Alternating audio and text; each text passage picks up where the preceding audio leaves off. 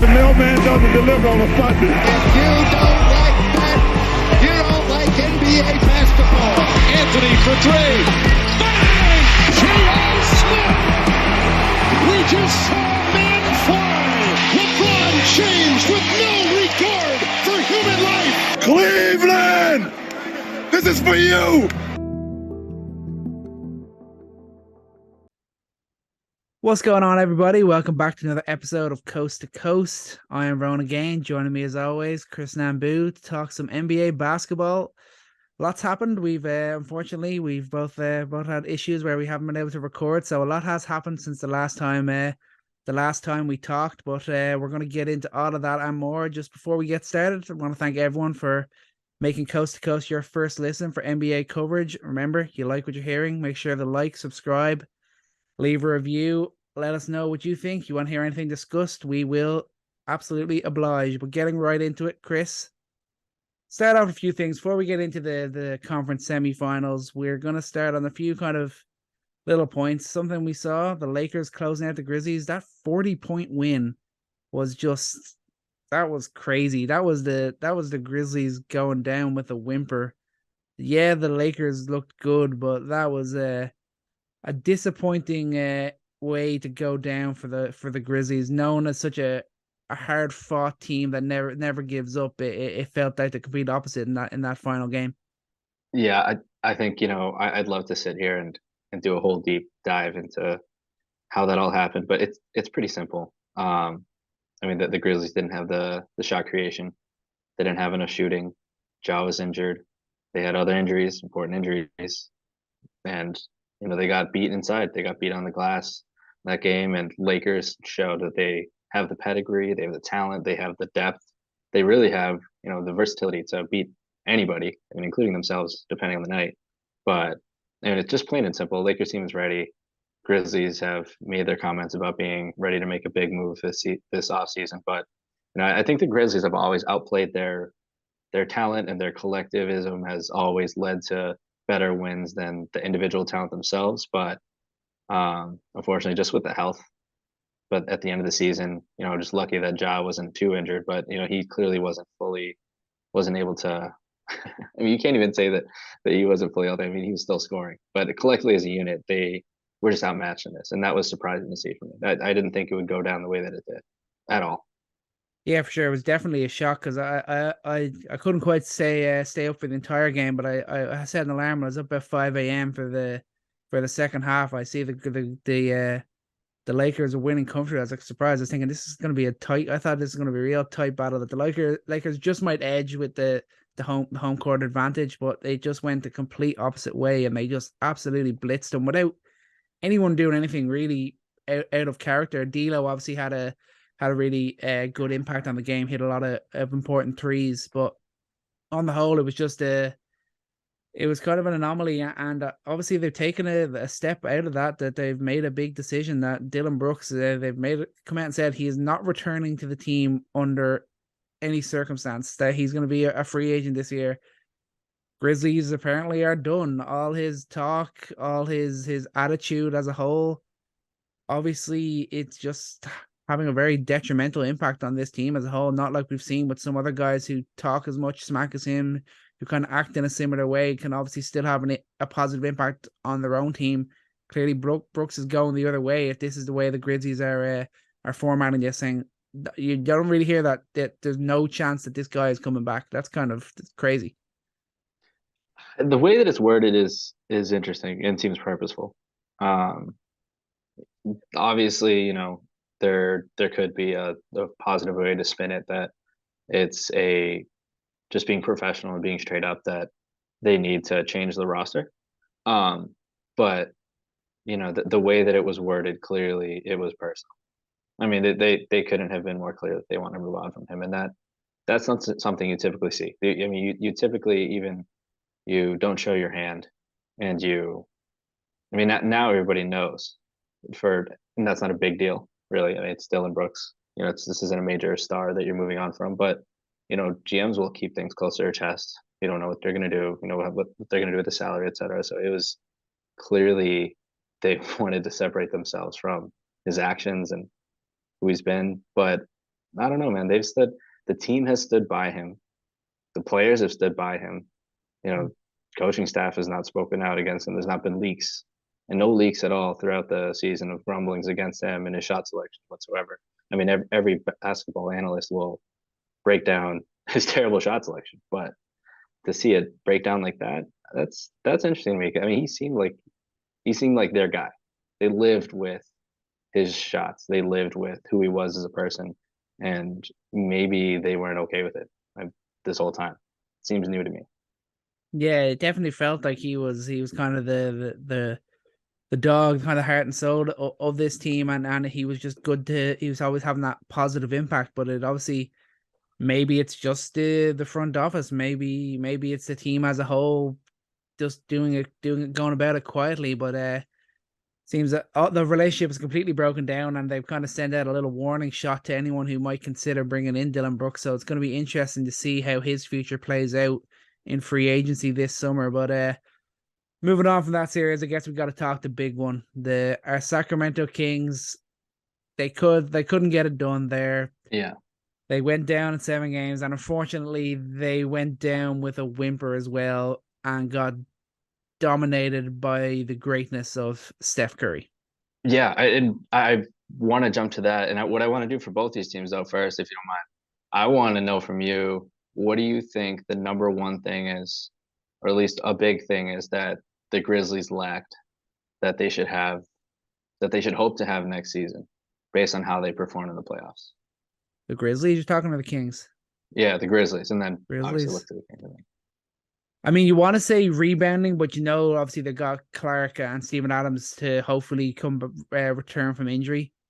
So I guess it's another shot creator, another shooter. That's kind of a big thing that they need to add. They need someone possibly of the ilk of Dylan Brooks who makes good shots and creates good shots for others. That's kind of what they Dylan need. Brooks that hits shots is basically Kobe Bryant, with his shot selection. No, I'd agree with that. And I think the glaring thing for me about them is the fact that they are a great offensive rebounding team for sure, but that's because of Steven Adams. It's so clear when Steven Adams is not there. I mean, more than just his rebounding, but I mean the fact that he demands so much attention on the board. So he's boxing out guys. Guys are trying to make sure he's not getting rebounded. It just gives so many more little opportunities for their high energy players to sneak in there and get boards. And he, beyond the numbers that actually show how many boards he gets, I think he's such a massive influence there. And Brandon Clark for sure on the boards, how much energy he brings. I mean, that maybe more depth there. But yeah, the shooting, I absolutely agree with that. There just seem to be one guy short. Tyus Jones, I think, is. I mean, he is really hot when he gets hot from 3. But I mean, you saw when he had to demand being a shooter, when he had to create his own shot. I mean, he shot 16% from 3 in the playoffs. That's uncharacteristic for him, and it's because he had to shoot a lot of threes off the dribble. He had a lot more attention on him, and you can't just have Desmond Bane out there. And I think this is his worst time shooting in the playoffs. And his other playoff games, he was shooting well over 45%. He had the hottest streak in the playoffs. But one extra guy, maybe more minutes for Luke Kennard, maybe just getting another guy. But I think this summer they'll definitely be busy with that. Yeah, for sure. I think they know that there's adjustments to be made. I mean, they're still in a strong position. There's no need to really panic or make any drastic decisions, but they have to be smart, and they have to make I'd say a winning move this offseason. They got to work hard and get the right deal in place. Yeah, but yeah, let's go. Let's say Game 7. Curry setting records, and I thought it was really funny that the broadcast really focused in on, which I think that was the right message, was the right topic to discuss. The other guys at the beginning of the game, that it's usually the other guys that have to do the work because of, especially, we know the greatness of Steph Curry. He's due for a massive game anytime he steps on the floor. So they expected that he wouldn't be the guy. Maybe it'd be somebody else. Maybe it'd be a Clay game. But what did you think of the Kings' defense on Curry in Game 7? Because I have some thoughts about it, and I thought that they let a winnable game slip away. Yeah, it just felt like one too many. I think they just the pedigree or the history of this Warriors team, it felt like it was in the minds of these Kings players. That's what it was like watching it. Mm, The impact that Davion Mitchell was having early in the series seemed to have worn off. He didn't even play that many minutes in that that's the problem. in game 7.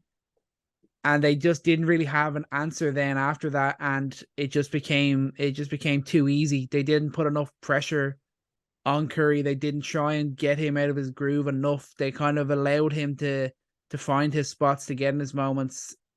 Still, obviously, very tough to stop Steph Curry at all. It doesn't matter if you had 5 guys guarding him; he'd probably still put up 20 points.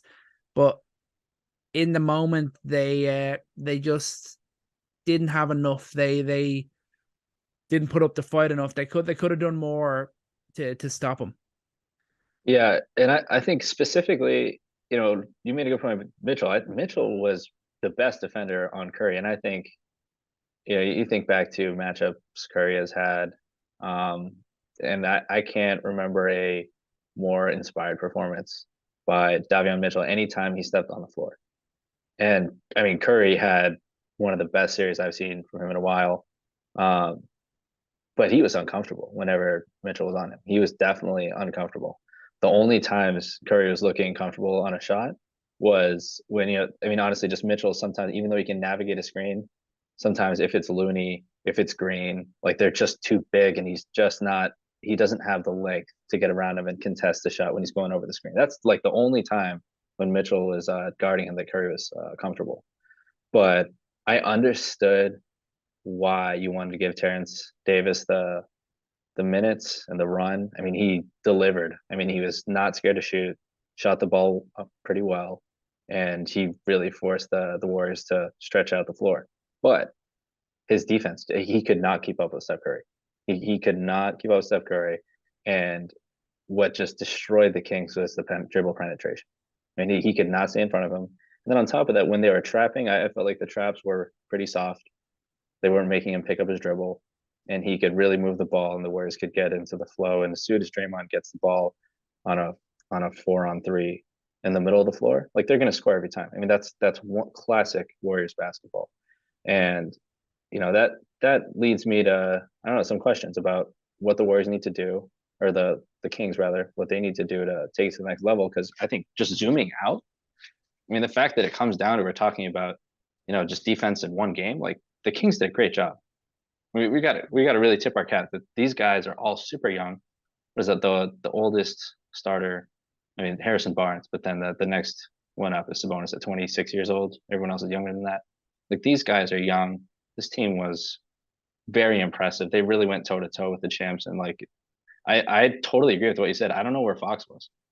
And I wonder if that was a product of what you're saying, is that, it's, you're watching the greatness of Steph Curry. You're feeling the pressure of a game 7, even though he's the inaugural winner of the Clutch Player of the Year award. It felt like, I don't know, man. It felt like the moment was too big for him, because he still had a burst at times. Maybe he wasn't fully healthy. That could be it.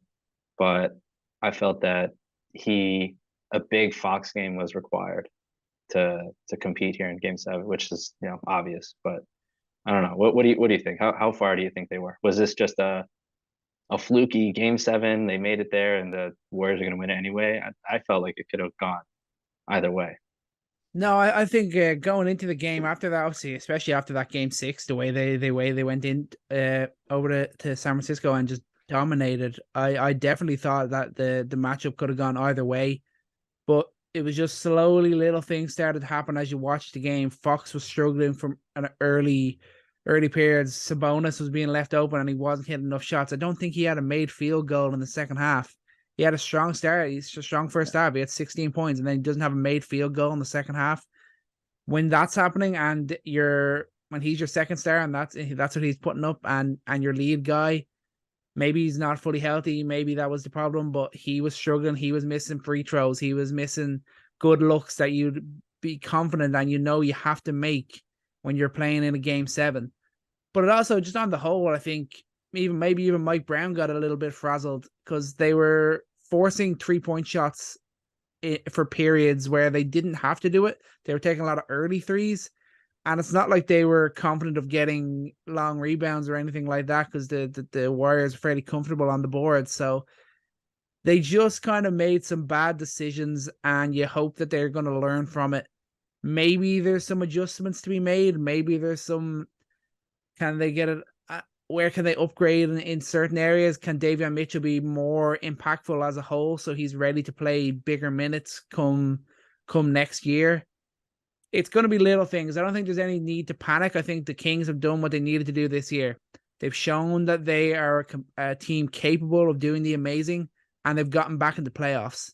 That's step one on this process, and hopefully they continue on now from over the next 5-6 years. Yeah, and they showed different ways of winning basketball. They showed they can play defense for sure when it comes to a playoff series. That's huge. They showed that they don't just have to rely on the DHO with Sabonis, and they could adjust to, the junk defense that they were putting out there, just letting Sabonis just shoot wide open mid-rangers and letting him just defending everybody else. They took that away, and the Kings were able to adjust, and they took the game. They took it to Game 7. I didn't expect, given how much they struggled offensively, if you're going to tell me that they're going to shoot as poorly as they did, that Kevin Huerter was just going to be a shell of himself. I thought that I would assume the Warriors 1-5, but to go to Game 7, they showed a lot. They showed a lot else, and specifically, I just want to just close on the Kings by talking about Keegan Murray, talking about Malik Monk. Yeah. Two guys that we know they have talent. Malik Monk we have to remember, he's still a blue chip prospect. So if you believe in the theory that if you have talent, maybe it's just uncovered in the right system. I think if Malik Monk has found himself here and he has really found where he can flourish, that maybe he still can reclaim some of that lottery level talent that he was lauded for. I mean, we saw it up and down the court. I mean, his athleticism, his shot making, and just his motor. I mean, his motor was massive. When he stepped on the court and the ball went in his hands, just like it shifted the game. And Keegan Murray too. Like I was really, really impressed with two things with him. The shooting is obvious, like we know that, but his ability to also put the ball on the floor, run him a few pick and rolls, and then his touch with the floater, he's not afraid to get to the rim either. He's not super athletic. He's not going to dunk over anyone, but he has the euro, he has the touch to get under the rim, and I think also defense. He did not do a bad job on Curry. He should not have been the primary defender for him for as many touches as he did, but he did a solid job. I think this guy is going to be. He's a starter level player on a contending team. Absolutely. I mean, that they found that out pretty early on. That's not easy to find in this league. Yeah, no, he's improved. He was kind of had a quiet start, but as the season's progressed and moving towards the end of the year and into the postseason, he only got better, and that's just that's a great sign for a rookie player as the moment gets bigger, they're growing more into themselves, and that's a huge positive sign for the Sacramento Kings, and that's why they have great confidence. They've done what they needed to do. Obviously, disappointing. They won't be lighting the beam for after that Game 7, Yeah. but there's a lot of positives this season. It's way more positives than negatives. They got back into playoffs, and the future is bright for this Kings team regardless. But on the Curry performance, just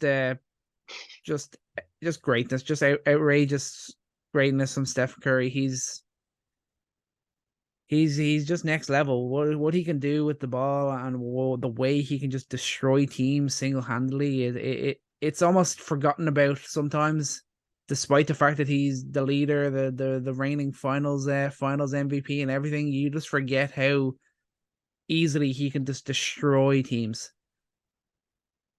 He's known for the shooting, but I think people should pay attention to his ability to bend the defense. When he gets one-on-one, when you put him in a high pick and roll and he gets downhill, just everything, like everything he does is just unbelievable to a defense like this. Like the Kings could only last so long, but I mean, his movement off the ball, his ability to shoot in anyone's face, and the second that you bring the help too far up. I mean, they started in the drop. Curry's going to kill that. started going over the screen. Curry gets downhill. So they bring up the drop, then Curry gets in the paint. Once Curry gets in the paint, it's over. And okay, you defend him, getting back in the paint. He relocates, and then he gets an open shot. Like it's impossible to defend him like this, and that's why you need. Another thing I want to say about the Kings is you need Davion Mitchell out there. You're gonna face the Warriors again in the playoffs. You need him to really, really work on his shot. His shot at times was not bad, but he's not consistent enough where he's a factor offensively. Like the other team needs a Curry stopper. And we're gonna talk about the Lakers in a minute here, and that's gonna be a big deal. I also want to talk about Looney again. We talked about him last year, dude. This guy, I think he's getting enough recognition now. People know once it's playoff time that they know the name Looney. That's not a new name for people. Like he took over this game, and it's the second time he's done it this series. He just made in the second half. Sabonis could not get a board. One of the best rebounders in the league, Sabonis, could not get a board. And a lot of that did have to do with the penetration Curry was getting and the amount of attention he was getting. So that synergized there. But Looney just really not only masterful, operating with the ball in his hands at the high posts, the passing he did, but the defense inside against Sabonis, making Sabonis frustrated, forcing Sabonis to be very physical. Like if Sabonis was going to score, he'd have to put his shoulder down. He'd have to really work for it, or he's going to have to hit a mid-ranger, which he's not comfortable with. Like Sabonis was not comfortable this whole series because of him, and he got beat on the boards. What about Wiggins? What do you think of Wiggins' performance? He's not being talked about a lot right now, but if you don't get those performances from Wiggins, I don't think the Warriors win the series. Outside of Curry, he was the most consistent scorer.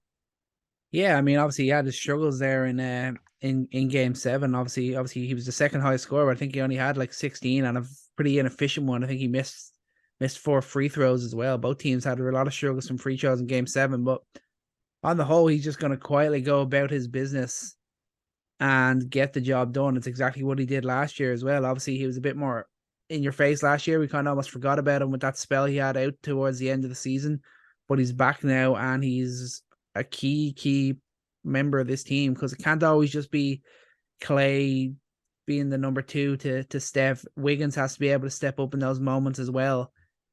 And that's the kind of the little bit of difference that they didn't have since KD went down. It's that little bit of difference that they changed with, and Wiggins is stepping up to the plate. Maybe he isn't the lead superstar of a team going for a title. That doesn't matter. He has a really important role on a team that's always going to be a competitor, and that's something that's not to be balked at all. Yeah, he's a floor raiser. He's an absolute floor raiser. He had what, 5 blocks in Game 1? But his presence as a defender, what he can do defensively is not talked about enough. You put him on the floor, he'll switch on the bigs, he'll switch on the guards, he'll be a weak side rim protector, he'll really get aggressive in the passing lanes. Is averaging a steal a game in the playoffs right now, but it's not something that you notice on the box sheet. But he uses his length. He makes it difficult for everybody out there, and he's going to be so important. He was important against the Celtics last year in the championship, but he's going to be so important for the rest of his playoff run. And you can have a bad Clay game, you can have a bad Poole game, because I think you're going to get some consistency out of Wiggins now. And I don't think I could say that at the beginning of last season, the end of the season before that. I think it's great to see him be that kind of guy, where you feel pretty confident that he's going to be consistent. That he's going to be out there, and when the flow of the game is not working out for the Warriors, he's going to attack and close out. You can post him up. He can get his own shot, get to the rim. He's really found such a perfect role here in the Warriors.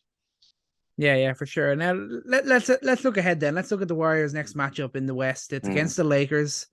Another Steph versus LeBron matchup. The first time we're going to see it in the playoffs that it won't be the NBA Finals. It's going to be a very, very interesting battle. I think the Warriors are the favorites, especially because I think they're going to start playing better now. They're getting into that flow. But you look at it and you think, it's going to be some crucial areas here. With the Lakers, you're thinking Anthony Davis has to dominate Looney on the boards. He has to sustain the elite level defense that he was playing against the Grizzlies. And he probably has to be the highest scorer for this Lakers team as well. And then you think LeBron's got to score a little bit better. If he's gonna continue to shoot the 3-point shot, he's gonna have to shoot a much better clip. And he's gonna have to remain with that consistent rebounding. If AD is gonna take down Looney, LeBron's got to out rebound the other four guys on the floor for this Warriors team. And then you think, can D'Lo get a bit more efficient? He was getting better as the season gone on, or as the series with the Grizzlies went on. Can Reeves and Rui keep doing their thing? How's Vanderbilt gonna go on Steph? I assume that's the way they're gonna do it. They had him on Jazz. I assume they're gonna have him on Steph Curry as well.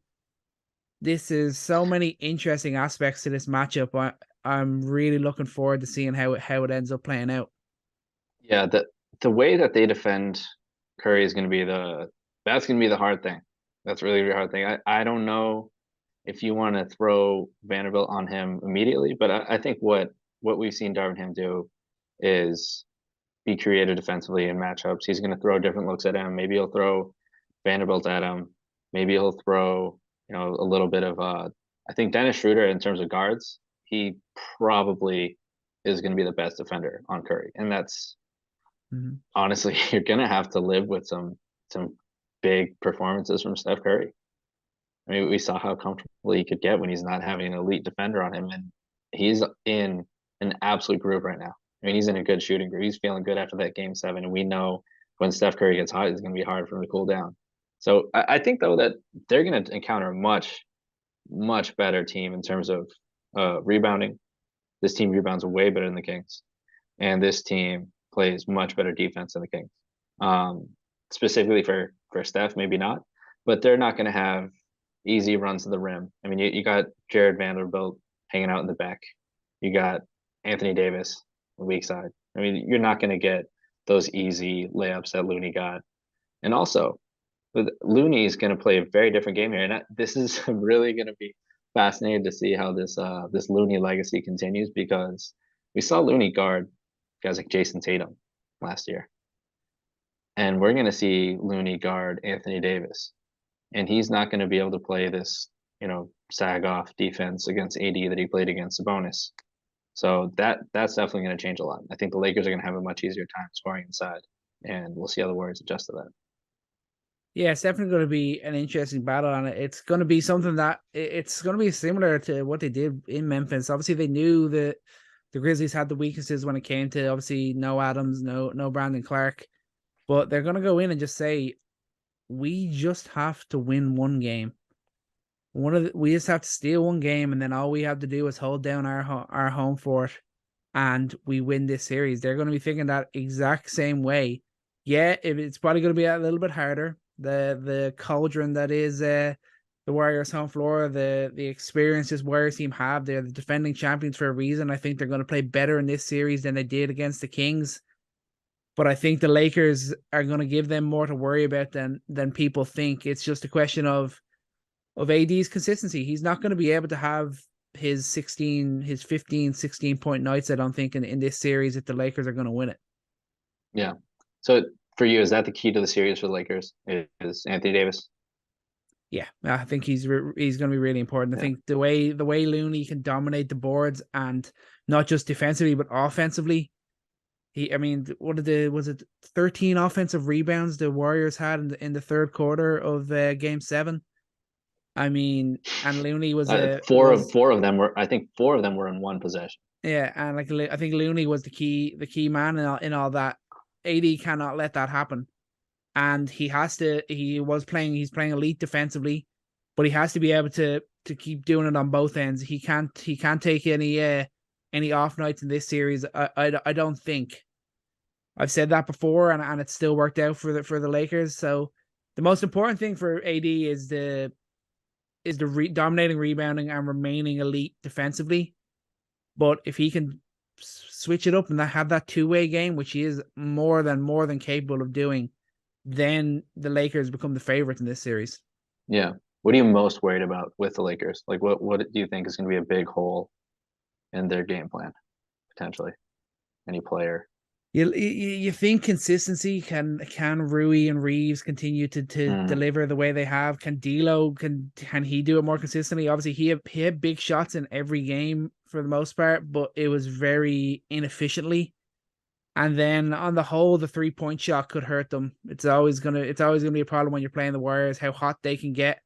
I'm not so sure the Lakers can get as hot as them, but at the same time, I know they can play damn good defense to make sure they can do all they can for the Warriors to not get hot. But I just think it's the role guys. It's what sort of level LeBron. We have seen him be tired in situations. We have seen him having to defer. When the Warriors might play to that, they might make him come and beat them, and then you'll see what level he's still at this stage of a season. yeah, and I think specifically with those two guys, because that's exactly what I was thinking. They've been just huge, huge for them. Rui averaging 14.5 points per game, and Reeves averaging 16.5 points per game, 5 rebounds per game, and 5 assists. I mean, that you can't understate just how important those two guys are right now for their success in the playoffs. And I don't. I know that Austin Reeves has a chance to survive on the perimeter with all the screening and the movement and the actions that the Warriors are going to do to get Curry and Thompson open looks. And they're going to hunt Reeves. They're going to hunt him all game long. I think his screen navigation is okay enough for him to survive. But Rui, I am super worried about him. He's notoriously not been great at getting through screens, and just his perimeter defense is a work in progress. And he's been better. It's been okay, but I think his matchups in against Memphis were a little bit more tailored to who he is as a player. He's a strong guy. You're not going to knock him over. A lot of the players in the Grizzlies that like to finish through guys, that like to back them down and really use strength like that works for Rui. But in terms of navigating all these screens, if he's getting switched on, if he's having to deal with that, we'll see. I mean, that would be a real big statement from Rui in this statement series that he's had to be a really meaningful player for this team. But I think it will be tough to keep him out there at certain times. So then you really got to ask yourself where their offense is coming from off the bench. So that's my two worries. But I agree. If AD's the guy of the series, if he's going to win in the paint, that's the biggest weakness that the Warriors have. If he on game one just like punches Looney in the face, and not literally, we've seen enough of this stuff already. I don't want to jinx anything, but if he just really gets in there, makes a statement game, wins inside the paint, and is hitting his mid-range jumper, that's going to open up so much of the Lakers offense. And that's going to be the biggest thing for me. Want to make a prediction? Lakers in 7. I think AD can do it. I think the Lakers are going to have a tough time with their offense, because I don't know how many minutes you're going to be able to give to a guy like Rui, a guy who got hot, a guy like Reeves, who has been really tremendous. I think it'll be tough to keep those guys out there, and D'Lo as well. How many minutes are you going to give to him if he's getting absolutely destroyed out there? It'll come down, I think, to him making the right rotations to survive defensively, but I think their defense will be able to handle it better than the Kings did. Yeah, I think I agree. I'm going to believe in AD too, and I think the Lakers can do it in 6 games. But 6 games, okay. Moving on to a series that we've already seen 2 games in, the Nuggets and the Suns. The Nuggets 2-0 up, number 1 seed, looking like a number 1 seed right now, playing against the team that while people had their question marks, they're also definitely very fearful of. But the Nuggets have looked really good in the first 2 games here. Yeah, and I'll put it very simply. Game 1 was vintage Nuggets. The ball movement, the absolute bravado from Jamal Murray, the depth, the strength that you saw from Aaron Gordon was on full display.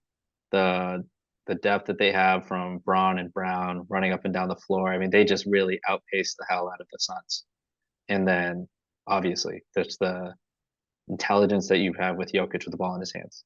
I mean, he was able to quarterback all game, was able to play a comfortable game, and everyone was able to get out in the open court. Jamal Murray was able to eat. Then game 2, they're like, okay, we're going to force Jokic to play. He's got to score on us. And I think that you saw those two versions of the Nuggets where you force Jokic to be MVP and he turns it on, puts in a masterful performance in a really tight rock fight type of game. And for the Nuggets to respond like that in game 2, I think that bodes pretty well.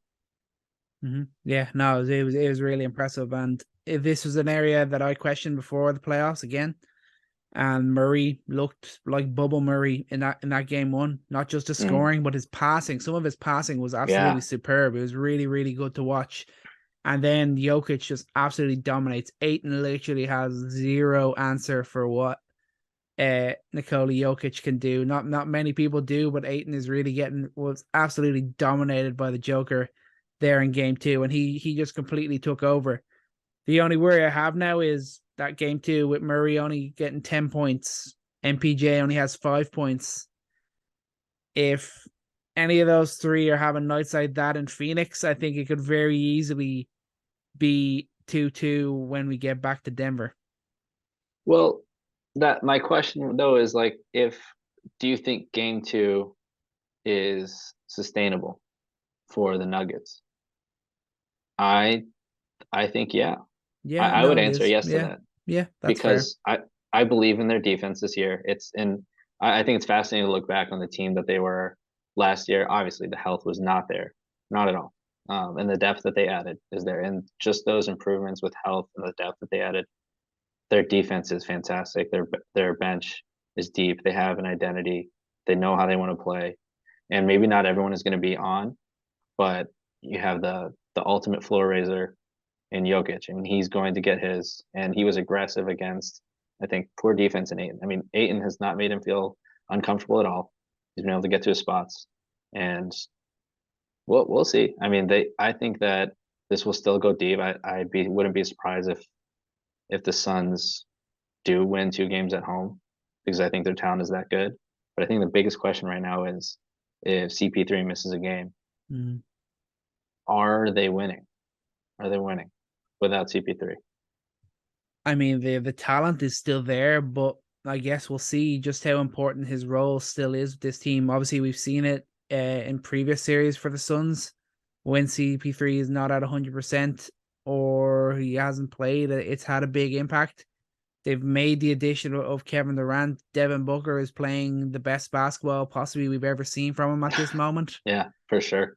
So you think that impact might not be as big as it would have been maybe this time last year, but he's still such an important. He's the play setter. He still makes such key shots for this team, and that's where you have the doubt is there if he's going to miss the game. But you think the way that they added the talent they added because they believe that's the difference maker. So you think in a one-off game, you think on their home floor, I think Devin Booker and KD should be able to hold down the fort for this team.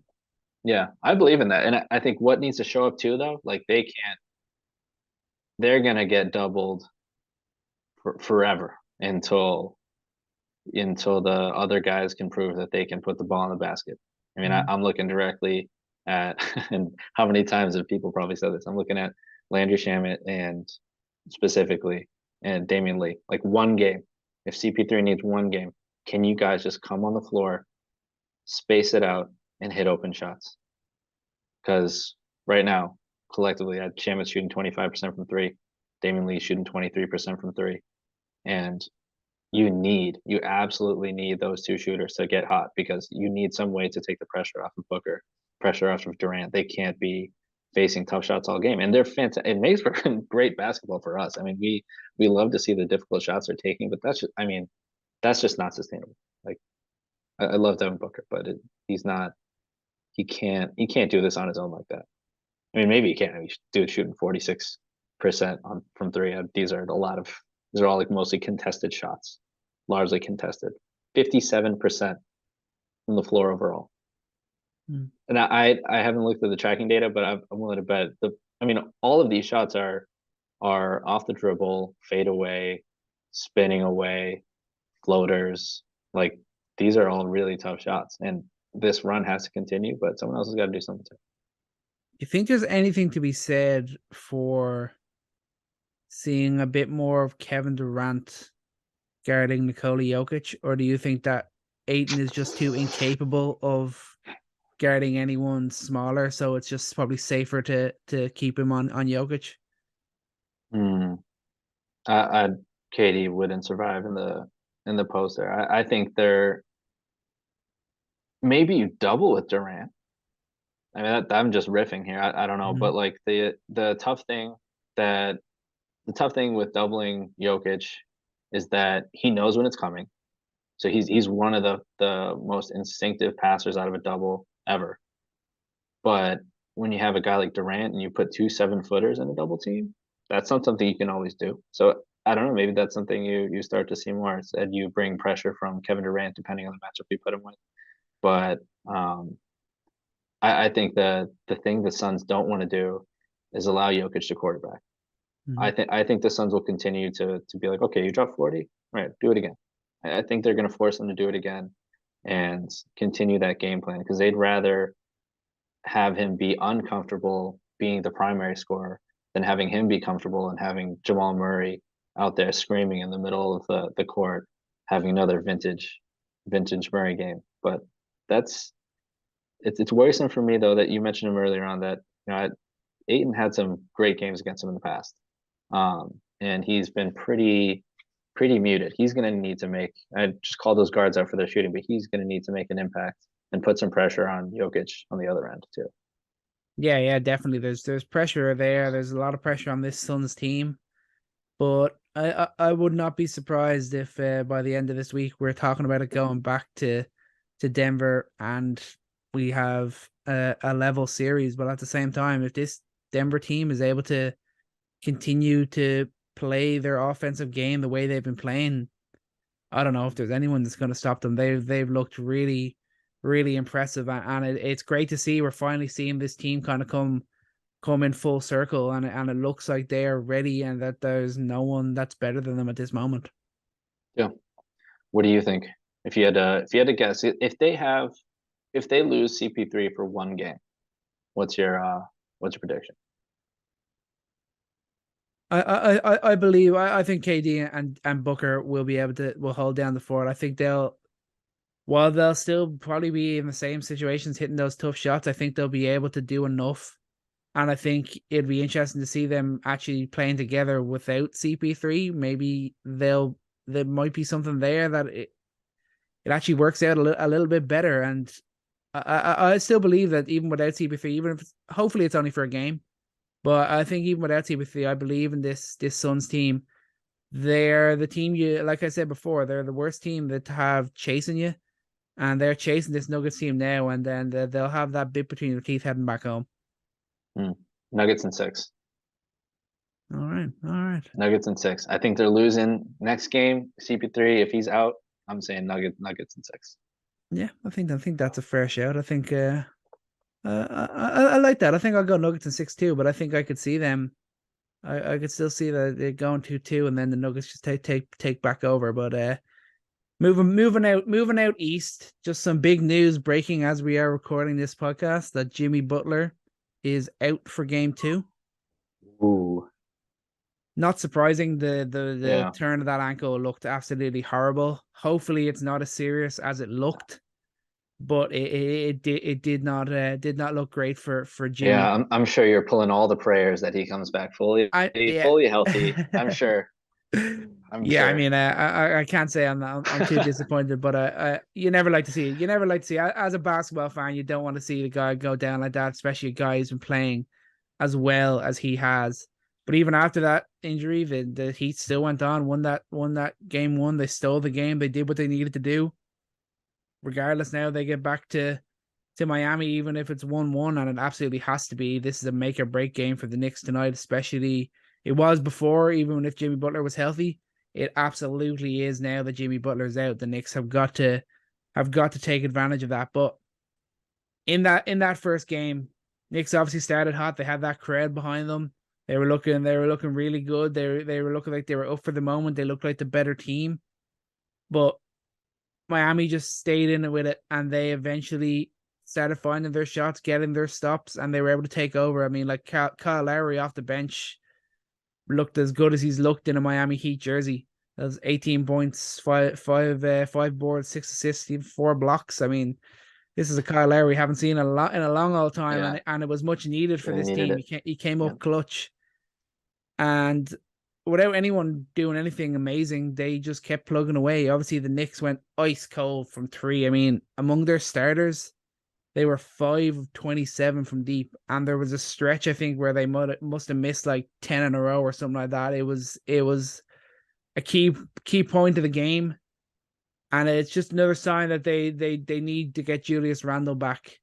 He has more confidence in taking it off the dribble and attacking the rim and getting into those moments. Not that other guys like Barrett and Brunson hadn't stepped up, but we need the production on the offensive end from Julius Randle going forward in this series. You saw that in when they had those struggles from deep in game one. Yeah. Now we know that. Well, we know that we don't know right now if Randall's going to play. Given the news right now that Butler's not playing tonight, do you give Randall another night of rest? If you're Tibbs, I know what your answer is, but you, Tibbs is throwing him out there in a boot. But I'm throwing him out there too. To be honest, they have to win this game. Guarantee a win. They have to win Yeah. this game. They do. Yeah, They lose this fair. game, series is over. Yeah, I think this is a long series for Miami, more so Miami than the Knicks, because you just think about the absolute heater they're on. I mean, they've miraculously turned from one of the worst shooting teams in the league to the best by far offense, the best 3-point shooting team in the league right now. I mean, how sustainable is that? I don't think it's sustainable. They did that against a Bucks defense that at some point we'll talk about that. But I think that the Knicks would just have to play the long game here. I hope they don't play him, because I think they can win with Jimmy Butler not on the floor. I mean, they're not going to have any way of winning this game. The Heat are punting this game right now. The Heat are punting this game. Let RJ, let Brunson take care of it. We'll see what they do tonight, but I hope they do the smart thing, give Randall some more rest, because they're going to need him when Jimmy Butler's back. That's for sure. Yeah, no, that's fair. It's just like it's easy to think it like that and say that, but at the same time, you're like, what if we don't have Randall out there and then we end up blowing this game? But yeah, it's probably accurate. I think the way I was looking at it coming into the series, I genuinely did think that the Knicks are a better team than the Miami Heat at this moment, but the Heat have the superstar. They have Jimmy Buckets there. If he stayed as hot as he was in that series against the Bucks, the Knicks weren't gonna be able to have the answer, especially if Randall was missing a couple of games or wasn't 100% healthy when he came back. So I mean, that's why they shouldn't be too fearful after losing that game one. I think they should be confident going back in here in game two, just solidifying the home court. Obviously, they can get the win in game one, but the best way to bounce back, come in, play a solid game, do what they've done all year, do what got them into the playoffs, and they will win this game tonight with no Jimmy Butler on the floor. How do you feel about Mitchell Robinson's impact? In 34 minutes, 7 points, 14 rebounds, 2 blocks. We saw him really be dominant, surprisingly dominant in the Cleveland series. But this is a series where he definitely needs to be owning the paint. I mean, he needs to make the right rotations to make Jimmy Butler uncomfortable. And he needs to make sure that Bam isn't going to take over inside either. And Bam hasn't showed up yet, but I don't think I've ever said Bam is due. But I feel like Robinson, going into the series, Robinson had a major advantage in terms of his size. The Heat don't really have anyone that big and on the boards. Do you feel like he's going to continue to do so this series? Yeah, I mean, he has to. I mean, he's I argue in the form of his career at this moment. There is no one who's at his size, so he has to be the lead rebounder. He has to be pushing like AD levels of blocks and that. He has to be the dominant guy in the paint. He can do it in this series. It's not like he's going up against a Jokic or a Giannis or something like that. He can absolutely do it. You'd maybe want to see him get a few more looks at some lobs and a few more putback buckets of his own, But outside of that, if you're just talking defense and rebounding, I'm loving the impact that he's had so far, and I think he can continue to do that and take it up even another notch in this series. Yeah, the Knicks are going to play better than they did. That was the garbage game. I think the Knicks are going to play better than they did, and the Heat have been playing better than they've played all season. I just don't believe in the shooting. I don't believe that they just had a miraculous turnaround. And every time I say that, they prove me wrong. So that's probably doesn't bode well for you either. But this will be a good series. We'll see how it continues. I think Knicks win this game tonight. Hopefully they do it with a little bit of more rest for Randall, and then I think it becomes a series in Game 5. I still think this is going to be going to 7. Yeah, that's fair. I think I'm confident the Knicks get the W tonight. I think they can wrap this series up. I think they can win this series in 6, especially if Jimmy Butler is not at 100% or misses a couple of games. I think that's when the Knicks can really thrive. They have to be able to take advantage of the situations. Obviously, it's disappointing as a NBA fan on the whole. Yeah, but as a Knicks fan, I'm thinking I see that little smile of hope. We gotta be so grateful here, and we gotta take advantage of this moment. And I think the Knicks are in a great position to reach the Eastern Conference Finals, despite being 1-0 down in this series. Things are looking more in their favor after game 1, even though it was a loss. Yeah, and the East looks so much more winnable than it did, 3 weeks ago when the playoffs started, when it was like, okay, we'll see how well everyone else competes, and it'll be, Bucks, Celtics. Bucks, no matter what Giannis says, and I respect his point of view, I think that's such a, poignant way of thinking about failure. But yes, the Bucks failed. They absolutely failed. Heat had the hottest playoff streak in recent memory. And now Boston, I'd love to start talking about Boston a little bit here as we close. So game 1 of the 76ers. And first of all, I don't think we had a chance to talk about their series with the Hawks at all. They just let go of the rope sometimes. And all of a sudden, Hawks steal a few games.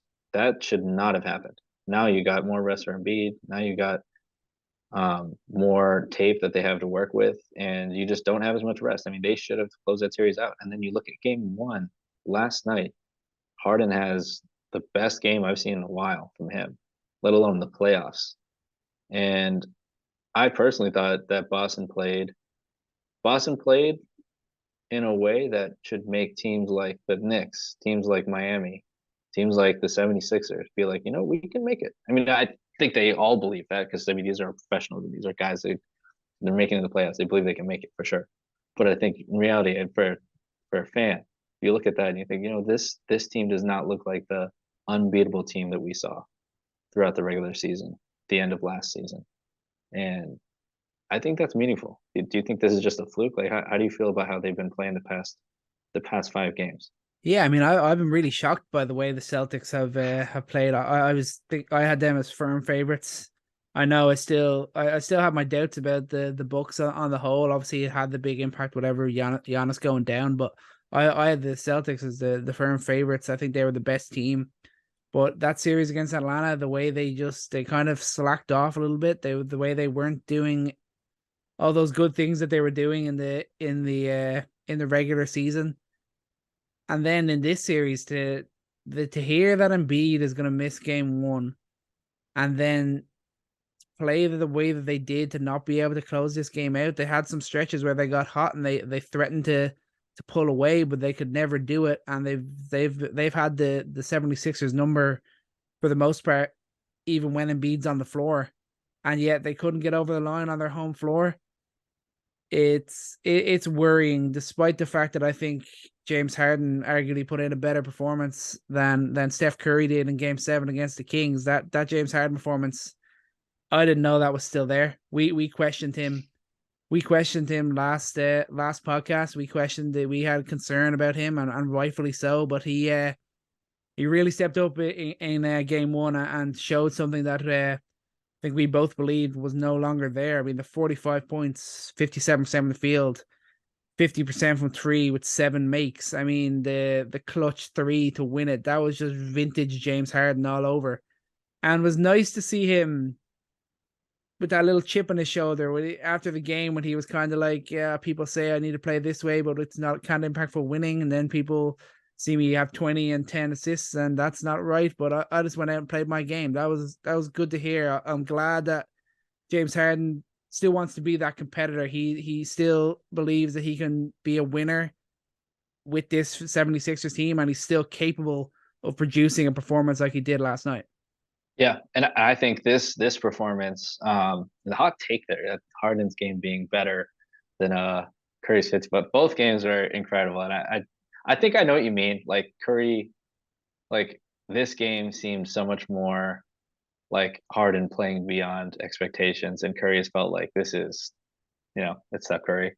Mm-hmm. Like I think Harden doing this, especially without Embiid there, was more surprising. I'll say I agree that it's more surprising, but I mean this game definitely complicates Boston's game plan. I think because what do you do now?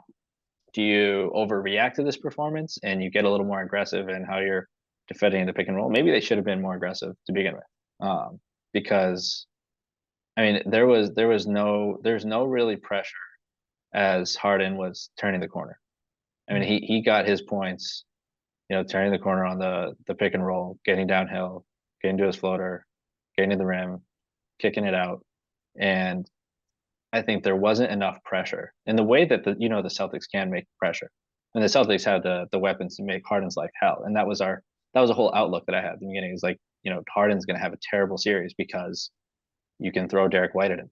So you can throw Malcolm Brogdon at him. You can throw Marcus Smart, you can throw Jaylen Brown. You even throw like anybody you throw at him is long, is physical, and is going to make a guy like him uncomfortable, especially if you start aggressively defending pick and roll. But I thought it was interesting that there wasn't that adjustment that was made. I mean, I think I understood what they were doing. They wanted to allow Harden to get to the middle of the floor because he had a terrible game from mid range. He's not shot well from the mid range. His floater game has not been what it was before. So if you force Harden to get to spots maybe he's not super comfortable with, then maybe he has a tough game.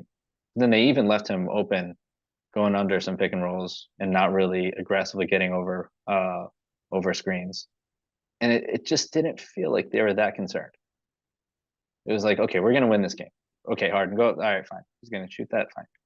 And then I mean, you turn around and all of a sudden it's a close game, and then you're one mistake away, and that totally uncharacteristic pass from Brock, like the last guy you'd expect to make that pass, absolute last guy. I mean, you got it. Of all the people to make that mistake, I mean, Brogdon's the one where it's gonna be like, okay, dude, like never seen you do that before, so just it's okay. Move on to the next one because that was super uncharacteristic. But say Embiid comes back next game. This is where I think it gets interesting.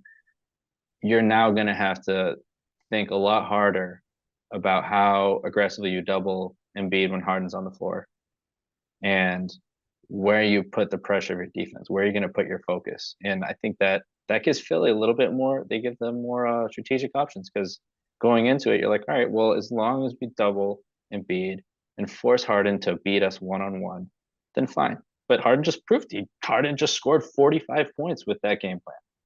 So you can do that again in game 2. So we'll see. I think it's really throwing a monkey wrench in the expectations of the series.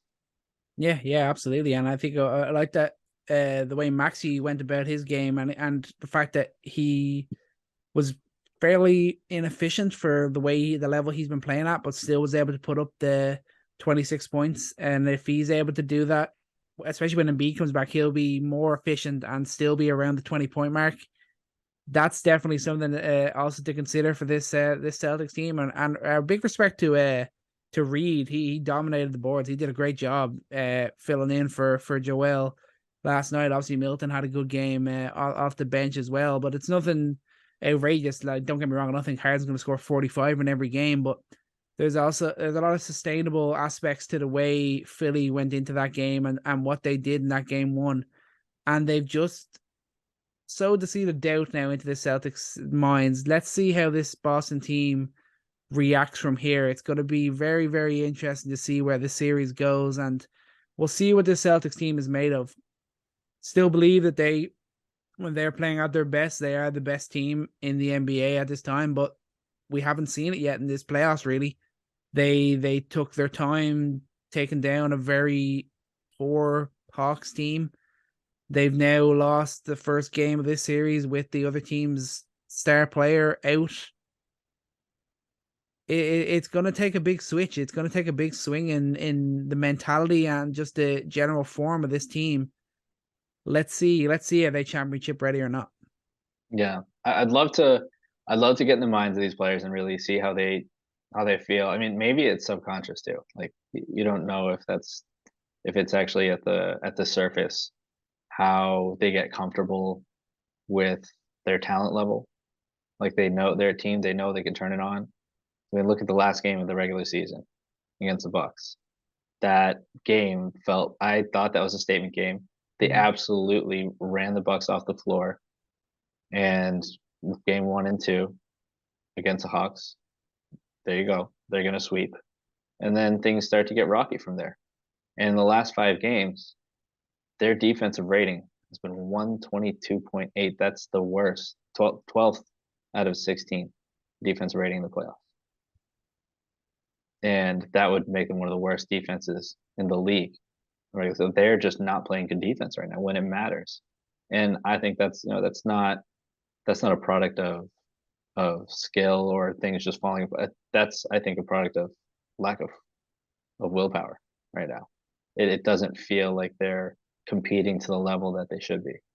And if Embiid doesn't play again, if they give him another game of rest, which I think this is all a game of chess. Like, with Randall, do you rest Randall? And with Embiid, you did what you're supposed to do technically, right? Like do you really think you're going to win 2 games at home or away? Do you give Embiid another night of rest? Because technically, I mean, there you go. You won. Maybe Harden drops 50 and then you win another game. But maybe it's more worth it to have Embiid get another couple days of rest. But yeah, that just absolutely dropped the ball. Absolutely terrible that Boston could not, close out a team, especially with how hot they're shooting. They just could not get stops. And, hats off to Harden. Harden had one of the best games of his playoff career. And if the 76ers end up making him, I would consider this a massive upset to me personally. I think some people out there picking 76ers because of Embiid, but especially with Embiid being out in game 1, this would be a massive, massive upset if they piss away the series. Yeah, for sure. I think, but I'm already scared. I'm speaking too soon, but I think the Celtics team are wavering, and the Philadelphia 76ers are going to win this series in 6 games. I'm putting it on the record. Let's go, Philly. Whoa! All right, should we tell Kyle? Which, by the way, shout out Kyle. It's at his wedding this weekend. The poor guy losing the Bruins on his wedding weekend. It's not fair. And then Celtics doing this to him. So at least he has something to make him happy. He's got one positive over the last few days. Yes, congrats to Kyle. A friend of the show. Someone else got married too. Congrats to Kyle and Jordan. We're gonna shout out the bride as well, the wonderful bride. But back to the game, man. I all I gotta say by the end of it is that I don't think that way. I think Celtics still win this. I think they still win this in 7. I don't think it's gonna be a clean game, but it just is gonna come down to mentality. I think they're gonna get challenged. They're gonna get challenged after that game. That's embarrassing, and I think they're gonna come back in a major way. But 6, how so? What do you feel about when Embiid comes back? What does that look like to you? When Embiid comes back, do you feel like Harden's still going to be consistently scoring like this? Yeah. If so, then I agree with you.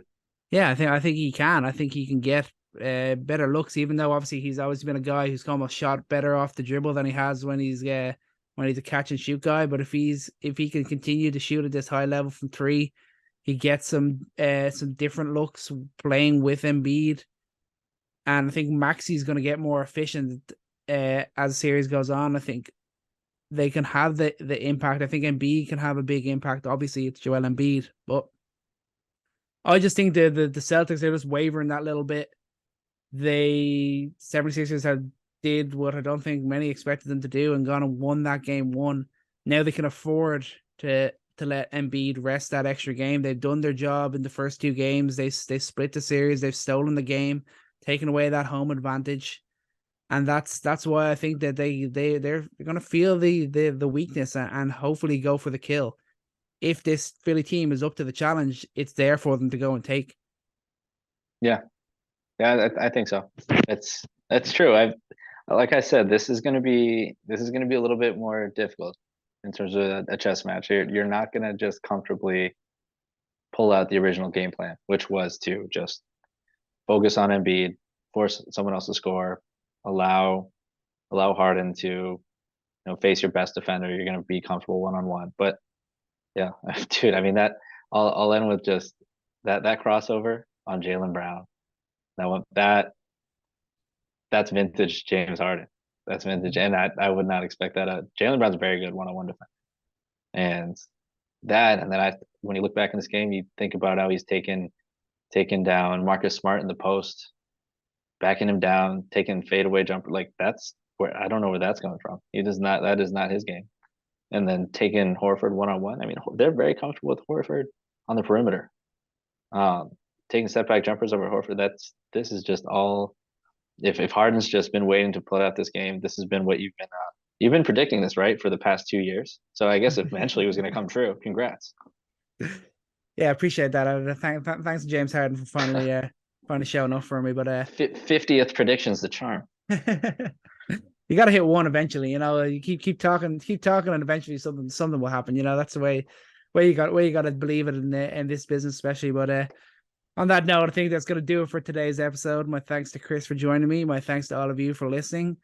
The semifinals are still wide open. We're going to be watching every game. So are you. And we will be here to discuss the finer points on Coast to Coast. And remember, take every shot and love every moment. Peace out.